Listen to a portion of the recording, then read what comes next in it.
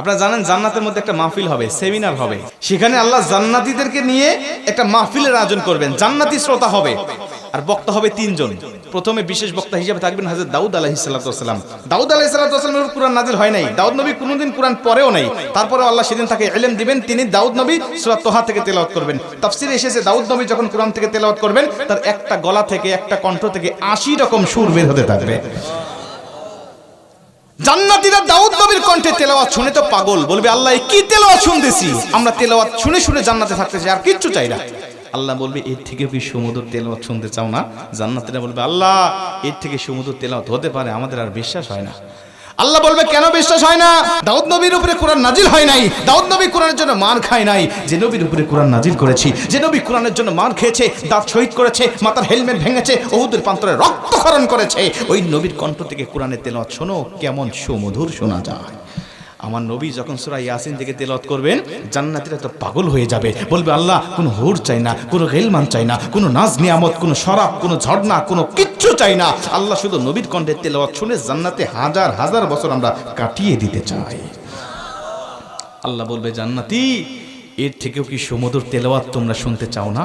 জান্নাতীরা বলবে আল্লাহ এর থেকে সুমধুর তেলাওয়াত হতে পারে, এটা আমাদের আর বিশ্বাসই হয় না।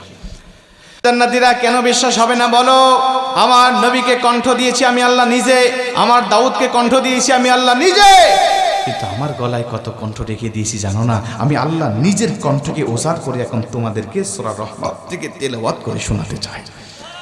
আমার আল্লাহ সেদিন টান দিবেন সূরা রহমান থেকে, আর রহমান বলবেন না, তিনি আনার রহমান বলে টান দিবেন। আমি রহমান, যে রহমানের কথা দুনিয়াতে তোমরা শুনেছো, যে রহমানের ভয়ে দুনিয়াতে পাপ থেকে বিরত ছিলে, যে রহমানের ভয়ে তাহাজ্জুদের রক্তে দাঁড়িয়ে চোখের পানি বিসর্জন দিয়ে নামাজ আদায় করেছো, যে রহমানের ভয়ে সারাটা দিন রোজা রেখেছো, যে রহমানের ভয়ে তোমরা সত্যের পক্ষে চলেছো, ওই রহমান আর কেউ নয়, আনার রহমান, আমি রহমান বলে আমার আল্লাহ সেদিন একটা টান দিবেন। আমার রবের টান শুনে জান্নাতীরা সেদিন হাজার হাজার বছর ধরে জান্নাতের মধ্যে বেহুশ অবস্থায় পড়ে থাকবে।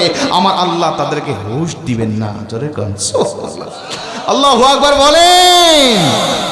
দোয়া করছি আজকে যেভাবে বসেছি আল্লাহ যেন জান্নাতের মধ্যে আমাদেরকে ওই মাহফিলে শ্রোতা হিসাবে সবাইকে বসার তৌফিক দান করেন। জোরে বলেন আমিন, আরেকটু জোরে বলেন আমিন। মুসলমান ভাইরা আমার লক্ষ্য করেন, অনেক কথা আপনাদেরকে বলতেছি, একটুখানি মনোযোগ দেন। এই কোরআন যে তার মানে জান্নাতের মধ্যেও কিন্তু ক্ষমতা কমে যাবে না, জান্নাতের মধ্যেই কোরআনের ক্ষমতা কিন্তু বেড়ে যাবে। নবীজির জামানায় কোরআনুল কারীমের ক্ষমতা যেমন ছিল, নবীজির হাত থেকে, নবীজির জবান থেকে যখন মানুষেরা কোরআন শুনতো, আমার নবীজির সুমধুর কণ্ঠের কোরআনের তেলাওয়াত শুনে শুনে হাজার হাজার মানুষেরা কালেমা পড়ে মুসলমান হতো।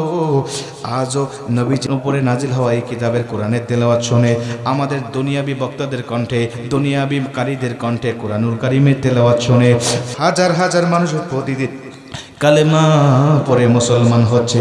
জোরে কোন সুবহানাল্লাহ।